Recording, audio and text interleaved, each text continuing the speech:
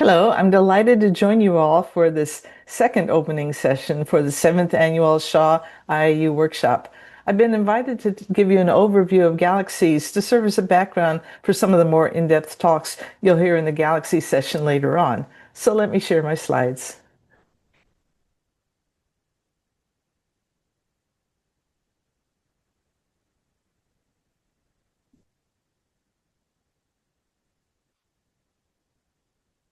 Astronomy, as you know, is the oldest science. It inspires and unites us. And yet it's only been 100 years since astronomers have had telescopes big enough and techniques clever enough to figure out that there are other galaxies. We estimate that there are over 100 billion galaxies. So what is a galaxy?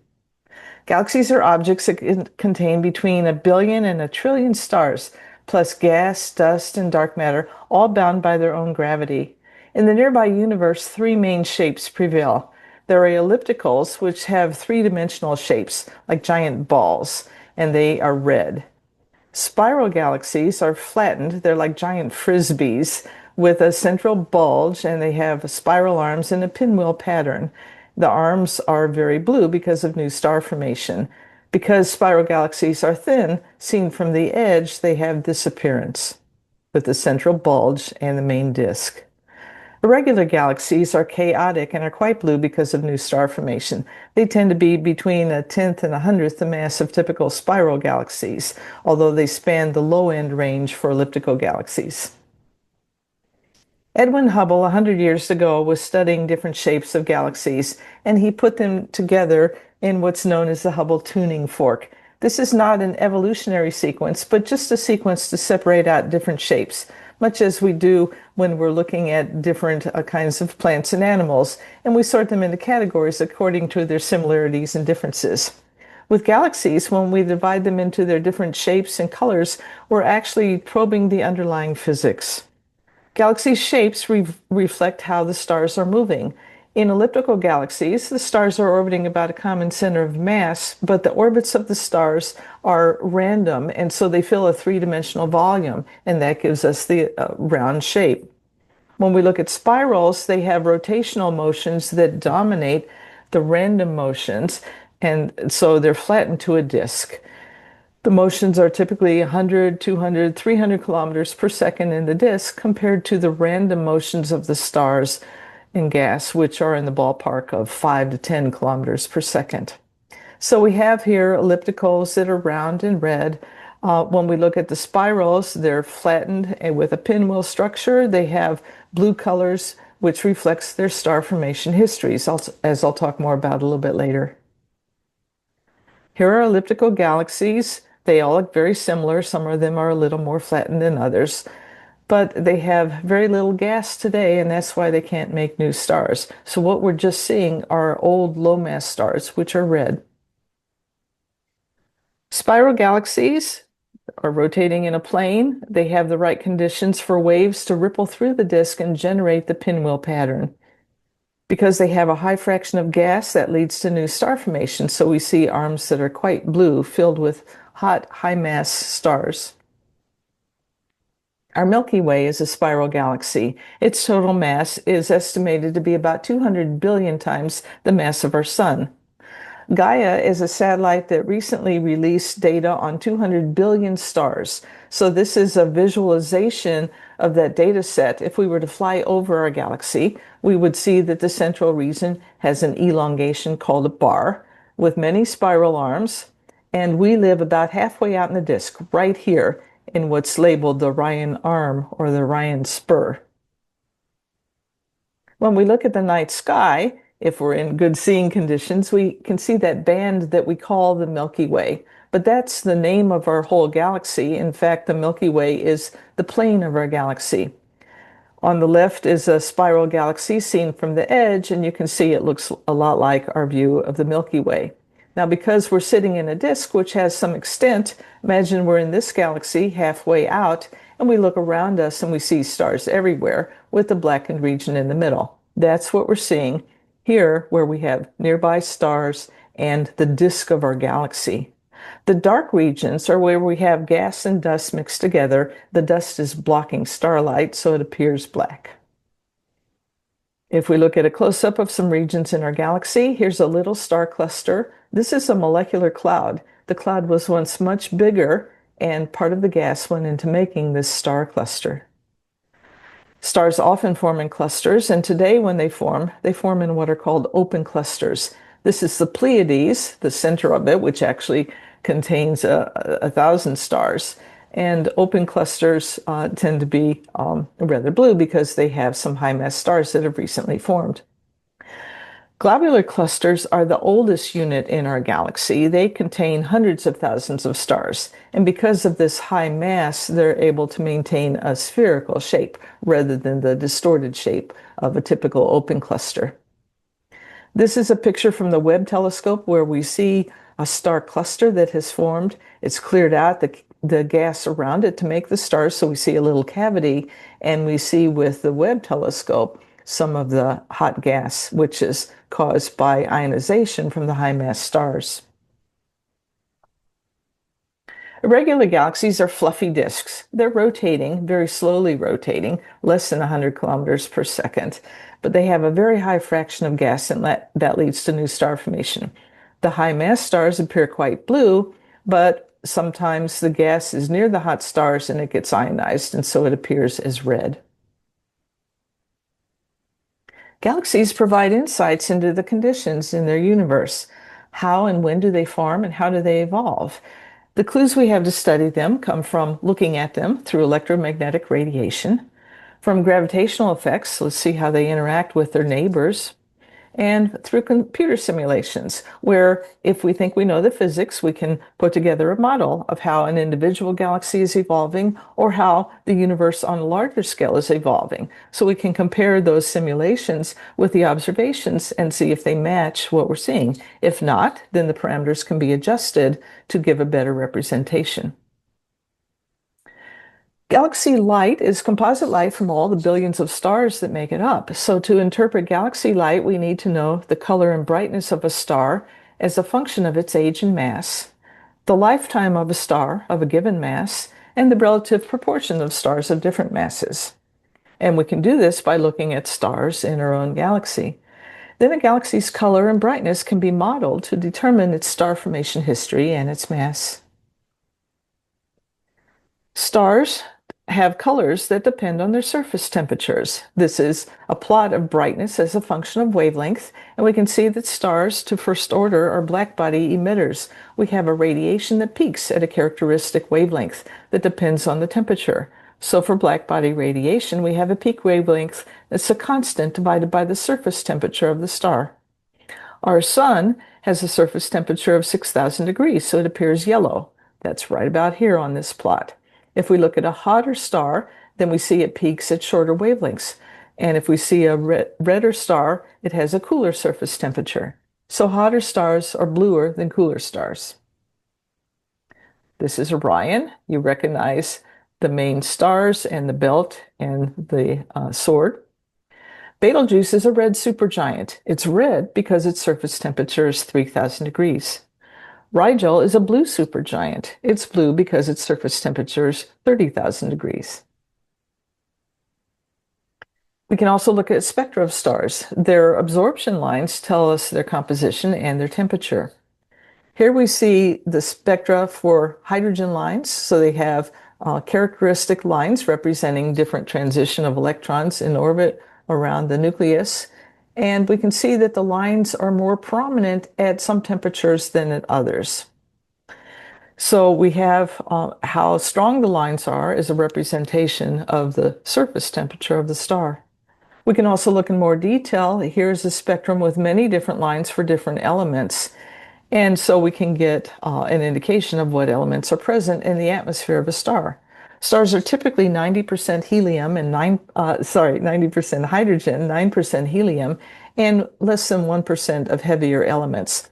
But these heavier elements tell an interesting story because initially in the universe we have primarily hydrogen, and we build up to just a few of the lightest elements, but any of the other heavier elements were formed in the cores of stars through nuclear synthesis.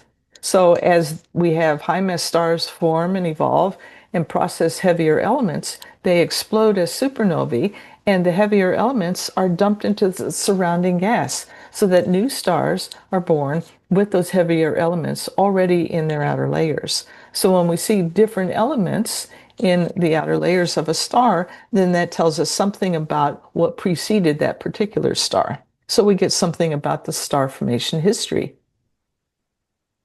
A star's luminosity depends on its size and temperature. So here we have several stars. Here's the sun. Here's Arcturus, which is a giant, but there are also supergiants, and Arcturus looks very tiny next to Betelgeuse. And although Rigel is a supergiant, it looks tiny also compared to Betelgeuse and Antares. This is the iconic Hertzsprung-Russell diagram that plots the luminosity of a star as a function of its surface temperature. There's a lot of information here. The main sequence is where the stars spend 90% of their lifetimes. That's where they're fusing hydrogen to helium in the core. Once that process is complete, they evolve off of this main sequence and become giants if they're low mass stars, or supergiants if they're higher mass stars. Now look at these masses. We see that up here we have stars that are 10 times the mass of the sun or higher. Here we have the sun. And here we have stars that are lower mass. You have a tenth of the mass of the sun. The lower mass stars we can see are quite red because they're cooler, and the high mass stars are much hotter on the surface, and so they appear bluer. So we can see from this diagram why ellipticals are red. We have high mass stars that only live a short time, a lifetime of 10 million years. We look at the sun with 10 billion years and lower mass stars with tens of billions of years. So if ellipticals are not making new stars, all the high mass stars have already evolved off and we no longer see them. And so we only have the low mass stars, which are quite red. But spirals are making a lot of new stars all the time, a few stars per year typically. And so we always have a same relative proportion of high and low mass stars. Every time you throw in some high mass stars, they're very luminous, and so they're going to dominate the light. And so we see blue light because they're hot. So when we're looking at galaxies, we can use filters to highlight the different features. Here we have the electromagnetic spectrum from the gamma rays, very high energy, to the visible light. That's most of what stars emit, to the longer wavelengths where we're probing dust and gas. So here we have X-ray. This is all of the same galaxy. In X-ray, we see high energy emission from supernovae, high mass stars that have exploded. In the ultraviolet, we have the emission from the hot young stars. In the visible, two different stretches of the same thing, we're looking at stars typically a few times the mass of the sun that emit primarily in the visible wavelengths. At 3.6 microns, we're looking in the infrared at the cooler, older stars. That is, the ones that live longer. When we go to 8 microns and 24 microns, we're probing the dust in a galaxy. Dust, like polycyclic aromatic hydrocarbons, is heated up by the high mass stars. And so we see the gas and dust that are mixed with the rest of the disk, where the dust is showing up because of the presence of the high mass stars. So it's also following a spiral structure. And in 21 centimeter, we're looking at the atomic hydrogen in the galaxy. So in all cases here, we're seeing a spiral structure, but we see a lot of different details depending on what component we're observing. We can also use spectroscopy to dissect the light. Here's a picture of a spectrum. And if we plot the brightness as a function of wavelength, do a scan across this spectrum, then we can see these absorption lines, and we can get the relative abundances of different elements by looking at the areas under these curves here. So a galaxy spectrum is showing composite starlight of the billions of stars that make it up. So here is a schematic for an elliptical galaxy, brightness as a function of wavelength. This is the red end, and elliptical galaxies, again, are dominated by the old low mass stars that are red. Whereas we go to spiral galaxies, and we see a peak towards the bluer end because of high mass stars. To analyze starlight from faint distant galaxies, we use satellites such as the Hubble Space Telescope, launched 35 years ago, and the James Webb Space Telescope, launched just 4 years ago. The Hubble telescope has a 2.4-meter mirror that's sensitive to ultraviolet and optical wavelengths. The James Webb mirror is 6.5 meters and is sensitive to infrared wavelengths. Here are two pictures of the spiral galaxy M51. On the left, we have the Hubble view of it. So we're looking at the optical, and we can see the stars. We can see the dust that's blocking starlight in the spiral arms. And on the right, we look in the infrared. The Spitzer Space Telescope was a precursor to the James Webb Space Telescope, a much smaller telescope. We can still see the following the spiral pattern from the dust that's been heated up by starlight. These are central images of M51 with a team that I'm on using James Webb Space Telescope. And on the top, we see the near infrared, where we're looking at emission from hydrogen gas, where the electrons have been stripped off from the high temperature stars, and then the electrons recombine and emit a red wavelength. So that's what we're seeing here, the so-called H2 regions. And in the bottom, we're looking in the mid-infrared, combination of 5 to 28 microns. And so we're seeing the embedded dust. And so as we look at these regions, we see regions where there are stars that are forming that are embedded in the dust. So in the optical, they haven't quite broken through. And we can see this tremendous complicated network within the disk of the galaxy. Here's another spiral galaxy. On the left is the Hubble image showing the starlight. You can see some H2 regions and the dust lanes. On the right, we're looking with the Webb telescope, and so we're looking at the infrared component, again, false color, and in the middle is the combined image. So look here where we have some regions that are black in the optical, and we see some star formation going on when we look in the infrared, and we see these cavities where regions have been cleared out by stars that have formed. Here's another spiral galaxy. This time we've added data from the Chandra X-ray satellite, shown in blue, and radio data for the gas, shown in pink, and the optical and infrared data from Hubble and James Webb, shown in the outskirts. So when we look at different filters, or in this case, use different telescopes sensitive to different wavelength regions, we can get a lot of information about the activity going on in a galaxy. Ground-based telescopes complement our space-based telescopes.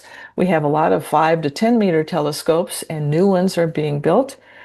The biggest one will be the European Extremely Large Telescope with a 39-meter mirror, and that's due to be completed in a couple of years.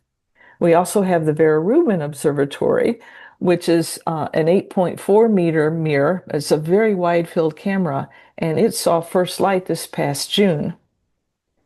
Here's the image, the very first image taken with the Rubin Observatory, and you can see tremendous detail in here with lots of different kinds of galaxies and stars in our galaxy. It's embarking on a 10-year survey where all the sky that it can see will be imaged every few days in different filters. So this will build up a very deep image and also lots of different kinds of objects. It will image overall about 20 billion galaxies, plus stars and solar system objects. Because the survey will repeat every few days, it will also observe transient objects, objects that are moving, such as comets, and objects that vary in brightness, such as supernovae. We use radio arrays to study gas atoms and molecules. Here's the Atacama Large Millimeter Array, also in Chile, like the Rubin telescope, and it's looking at molecules. Molecular hydrogen does not radiate very strongly, so carbon monoxide, which is the next most abundant molecule, serves as a tracer for molecular gas, and it emits at millimeter wavelengths, and so this telescope array is good for high sensitivity, high resolution studies of galaxies. The Very Large Array in New Mexico is designed for 21 centimeter work primarily, which is looking at the neutral emission from hydrogen atoms. Here we have a montage of galaxies observed in hydrogen in false color. And to give you a sense of scale, on the left we have two galaxies where we've got a combination of optical and radio data. On the top here we have the spiral galaxy M33, which is nearby in our universe, and the optical part is just this very central part. The purplish regions on the outskirts, that's where all the atomic hydrogen shows up. It's in the interior as well, but it's all that exists in the outskirts. The gas there is too low density to form new stars, so it's just atomic gas. For M51, we have the optical part in the center, and all this blue is where the hydrogen extends. So we can see a long tidal tail from the interaction of these two galaxies with each other. Galaxies often have neighbors, which affect their evolution. This is looking at the central region of what's known as Stephan's quintet, with the Hubble on the left and Webb on the right. In Hubble, we can see, again, long streamers. These are stars that have been pulled out from the interactions of the galaxies. And in the infrared, we're highlighting some ionized gas from a shock as these galaxies are interacting, and they're creating new star formation. And when you have galaxies that are about equal mass that come near each other, they will, by gravity, eventually coalesce, and they create giant elliptical galaxies. Here's another view of a larger view of that group of galaxies. And here we have a radio image. The atomic gas is color-coded in red here, and this is observed with China's FAST radio telescope. And just to emphasize, the gas is coming from all of the individual galaxies, but it's been pulled out of them through their interaction. So it sits as a large envelope around them all. This is the very first simulation that was done of galaxies by the Toomray brothers in 1970. They were looking at this galaxy, which is really two galaxies merging, and they were intrigued by the long tidal tails. So here's a simulation in a series of time steps. Two spiral galaxies coming near each other, and as they get closer, the tidal effects kick in. That's where you have differential gravity, stronger when they're closer and less strong where they're further away, and that's what pulls out these tidal tails. And over a series of time steps, you see these long tidal arms developing. These galaxies will eventually merge as well.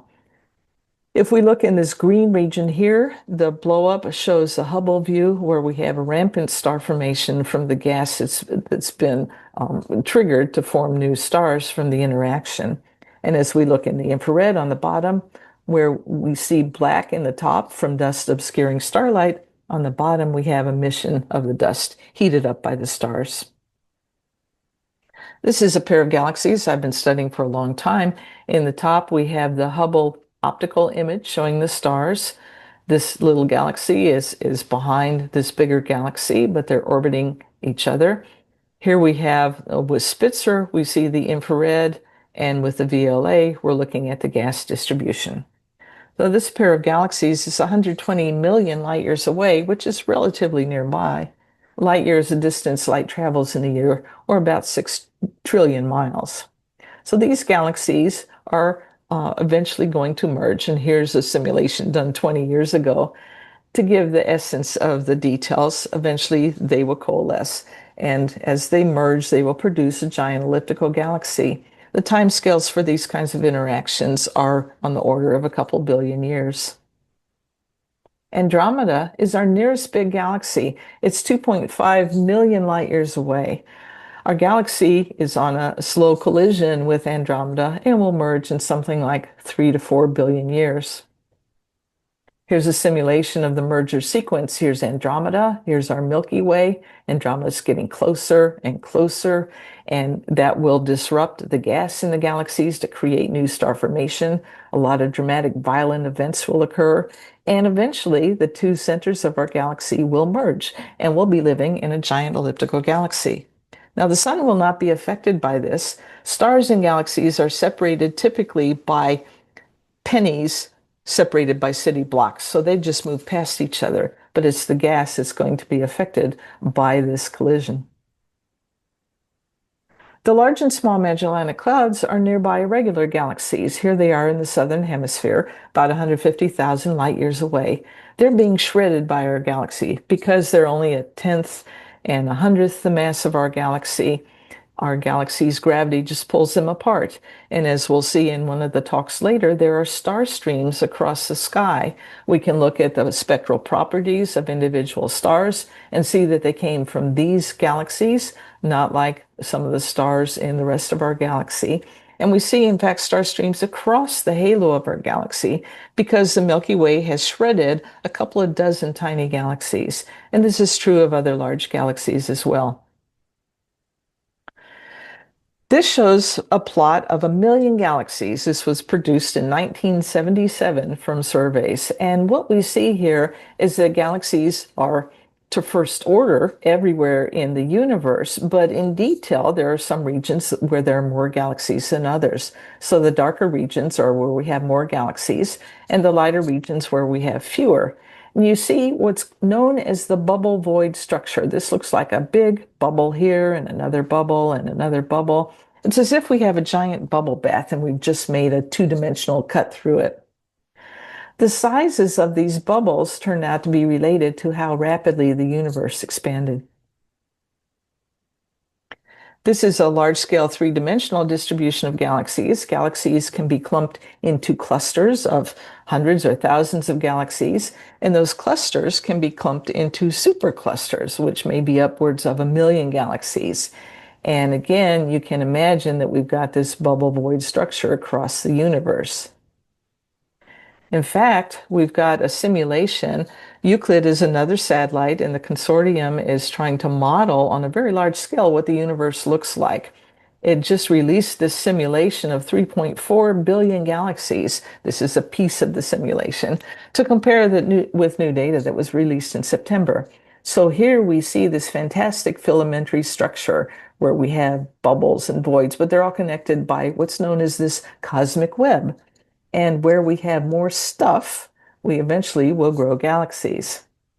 So here's a simulation looking at a piece of the universe where we have this cosmic web, and over time, these orange regions here are where we have higher density, and that's where we're going to make the galaxies.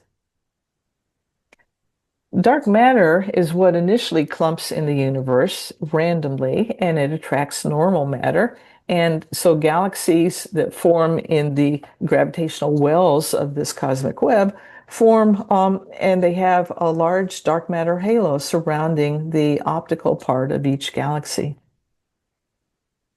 And you'll hear a talk about dark matter in another galaxy session later. Here's another simulation, the illustrious simulation. You'll be hearing more about simulations too. This is a present-day universe looking at the dark matter density. Pink is where it's very prominent. And as we go further and further away, that is back in time, it's not so dense yet. On the right, we see the gas density and a blow-up of this region. And so we're forming a cluster of galaxies. And if we look with higher resolution in the simulation, we're forming individual galaxies. So again, the trick is to make these simulations match what we're actually seeing to get the right objects that are forming at the right time compared to what we observe in the universe. So to understand how galaxies change over time, we need to look to the early universe. The universe is a time machine. As we look out in space, we look back in time. Light travels at 300,000 kilometers per second. Our sun is 93 million miles away, so its light takes about 8 minutes to reach us. Jupiter's light takes about a half hour to reach us, since it's 4 times further away. Light from our nearest star, Proxima Centauri, takes about 4.25 light years to reach us, since it's 4.25 light years away. For comparison, it takes light about 100,000 years to cross our galaxy. So if we're looking at the outskirts of our galaxy, we're looking at stars that are tens of thousands of years older than when the light left them. The Virgo cluster is our nearest cluster of galaxies. Here we're looking at just the center of a cluster that contains a couple thousand galaxies. This cluster is 65 million light years away. So when we look at the light today, it left those galaxies when dinosaurs were still walking the Earth. We can now observe galaxies billions of light years away. So by looking at lots of images of galaxies when they were young, that is, when they were very far away, and comparing with galaxies closer and closer to us, we can piece together how galaxies evolve, not individually, but collectively. The universe is expanding, so light from distant galaxies is redshifted. Here we have a plot of velocity versus distance to galaxies. And we can see that because the universe is expanding, galaxies are spreading apart. So those that are further away are moving faster away from us. If we look at their spectra, we can see this from shifted spectral lines. Here we have traces of hydrogen lines, and as the galaxy is very far away, those lines are going to be shifted to longer and longer wavelengths.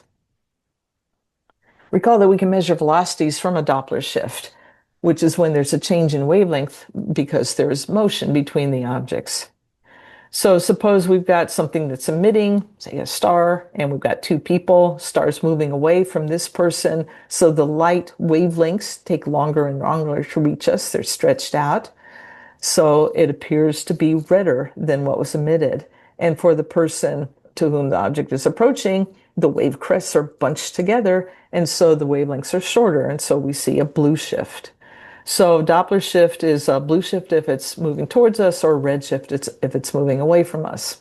So for small velocities like motions in our galaxy, the velocity divided by the speed of light is given by the change in wavelength compared to the emitted wavelength.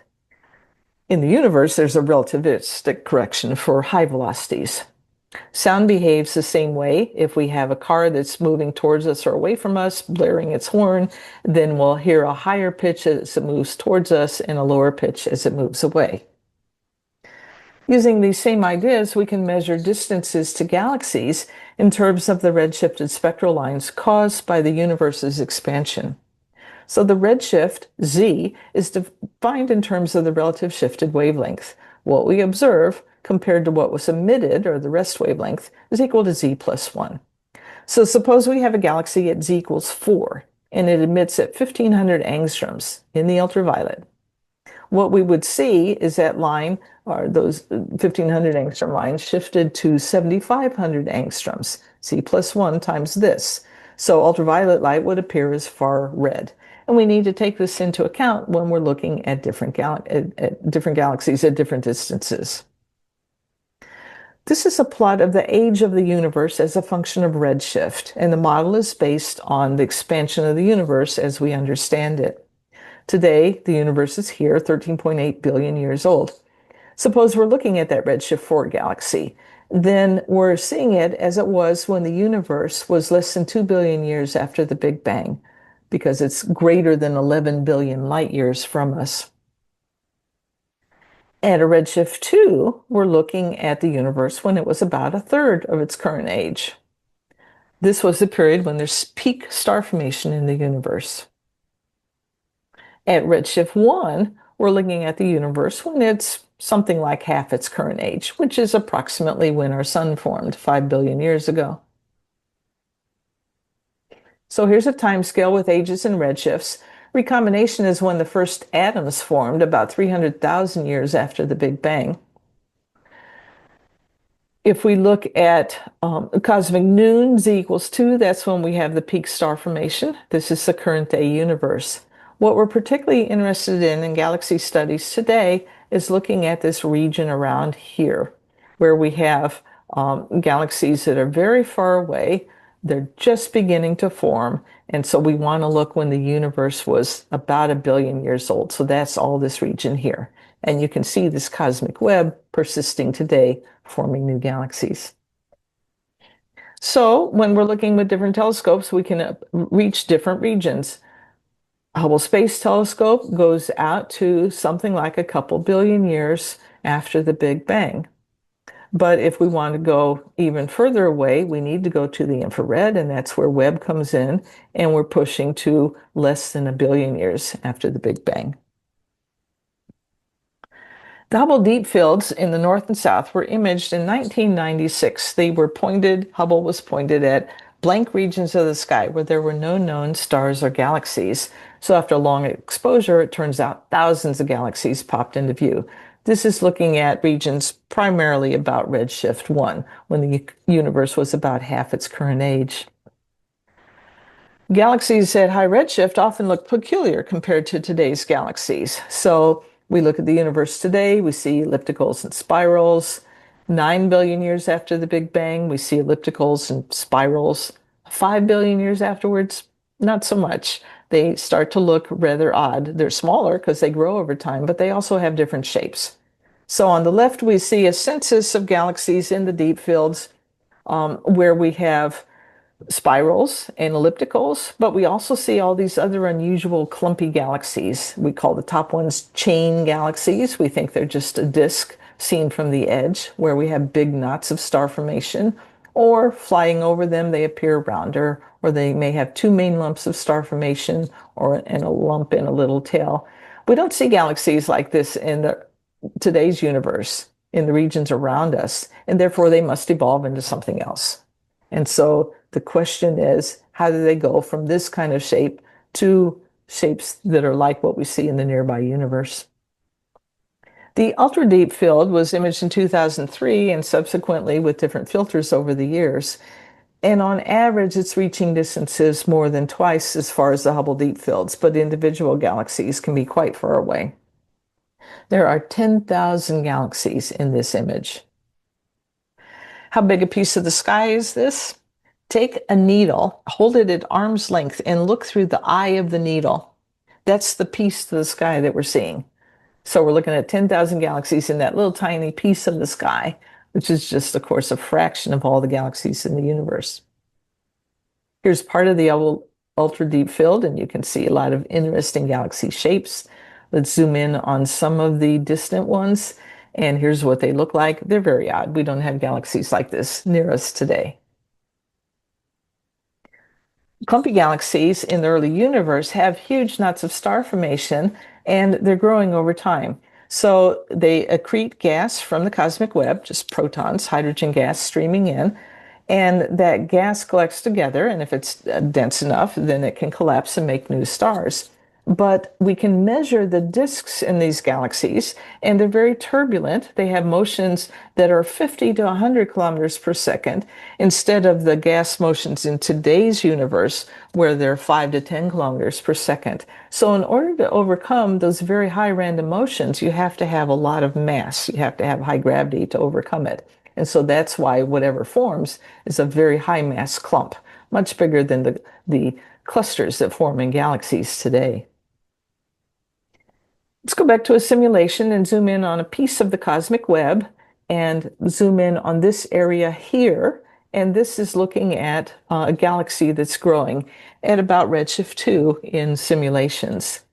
And if we look in more detail, if we could fly over that region, this is what the galaxy would look like, where this is color-coded for density, and the white and red regions are where they are densest. So this is where the stars are forming in these big clumps. And side view, we see a linear chain galaxy. So this simulation is matching the kinds of galaxies we see at about redshift 1 to 2. When did the first spiral galaxies form? We've done a survey of galaxies as a function of redshift and sorted them into different types. And it turns out most of the spirals appear when the universe was about a third its current age, at redshifts 2 or more recently. So here are a number of different spiral galaxies that are closer than redshift 2. This is a marker of when waves are able to ripple through the disk to create pinwheel patterns. That's when the disks settle down. They're less turbulent, and so the waves are able to manifest themselves. So here's our proposed evolutionary sequence.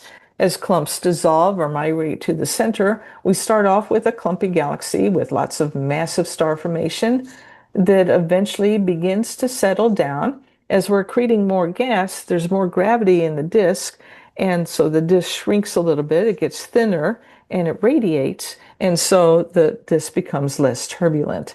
And so eventually we have smaller star-forming clumps, and we end up with spiral galaxies. The Hubble frontier fields are looking at clusters of galaxies at redshifts between 1 and 2. So here are some galaxies. Let's zoom in on them. And sometimes there are surprises. If we look at this little piece, we see something that we call a little blue dot, something that we haven't seen before in our nearby universe. It turns out these little blue dots are about 100 times the mass of the globular clusters that are in our galaxies today. They are round, they do not have any extent beyond them, and so we think that they may be the precursors to the globular clusters that are in the halos of big galaxies. Possibly they were consumed by our galaxy, the outer parts shredded, and what's left is this gravitationally bound core of old low-mass stars. Here's a distant cluster of galaxies observed with James Webb in the mid-infrared and in the near-infrared. And we see a lot of interesting things like gravitational lensing, which I think is the subject of another talk today. Here are some more distant galaxies, again with very peculiar shapes. Here are some candidate high redshift galaxies, redshift Z of 11.5 out to 14. And so to confirm this, you need to do spectroscopy, which I'll come back to in a moment. Here is the first image from James Webb, and it revealed some spiral galaxies between redshifts 1 and 3. They're a little odd looking, but they clearly have some spiral structure to them. They're intrinsically very red, not just because of the expansion of the universe, but because they have very heavy dust obscuration. When dust is blocking starlight, it preferentially absorbs blue light more than red light, and so a dusty region appears red. One surprise with this early universe picture is a massive spiral galaxy observed at a redshift 5. This galaxy is the size of the Milky Way. It's, again, got a rather chaotic spiral structure, but clearly a spiral. But it would have formed in the first billion years after the Big Bang. So does this negate some of the early cosmology simulations? No, it doesn't, because these are rare. We saw that dark matter randomly clumps in the early universe. And if we have a denser pocket, then gravity is stronger, and gravity dominates all of these physical processes on a big scale. So higher density means more stuff, and everything is processed more quickly. And so therefore you can get randomly, once in a while, a very high mass galaxy evolving very quickly. Another surprise are what are known as little red dots. These are less than 100th the size of the Milky Way. They're observed at redshifts between 4 and 9. There have been a couple of dozen papers over the past couple of years trying to analyze them according to their light emission at different wavelengths. It's not quite clear what they are. They may be supermassive growing black holes, and we'll hear more about black holes in another talk. Or they could represent extreme star formation. Or a recent paper suggests that they may be, in fact, a black hole that's embedded in an immense cocoon. One little red dot contains a confirmed black hole. The emission of it matches, of the region around the black hole matches what we would expect for a black hole. It was formed just 500 million years after the Big Bang. It's at a redshift Z of 9, and it's 300 million times the mass of the sun. Here's a spectrum of a high redshift galaxy. Again, it's through the spectrum that we can confirm its distance. Here's a galaxy in several different filters, and here looking at various emission lines. And according to the redshift, then we can trace how far away the galaxy is. Here's another massive galaxy observed at a redshift 9, different filters, and with spectroscopy showing that it's this far away, but it's got 1 billion times the mass of the sun. So when we're looking at these distant galaxies, when we see these various emission lines in the gas, that's again telling us something about the star formation history, because these elements only could have come from previous supernovae, high mass stars that process hydrogen into helium into heavier elements. As they supernovae, they make even heavier elements, and that is what gets dumped into their surrounding gases in the galaxy. So the fact that we have neon and oxygen in addition to hydrogen means that there's already been some high mass stars that have formed and evolved in this galaxy at 13.1 billion years ago. So just less than 1 billion years after the Big Bang. Here are several other galaxies in this deep image, and you can see these different lines, hydrogen and oxygen, with different redshifts, because they're 11 billion years ago, or 12, or 13 billion years ago. The most distant galaxy that's confirmed so far is at a redshift of 14.3, which is less than 300 million years after the Big Bang. So the formation and evolution of galaxies is becoming more clear as we continue to push the boundaries of observation and theory.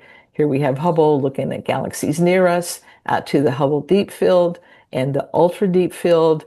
We've got the frontier fields here, push even further to within the first 500 million years after the Big Bang, and James Webb is looking at those very first stars and galaxies. So as we continue to explore the universe, we are all together under one sky. So keep that in mind and good luck with your studies. Thank you for your attention. And now I'll be happy to take any questions as time allows. Thank you.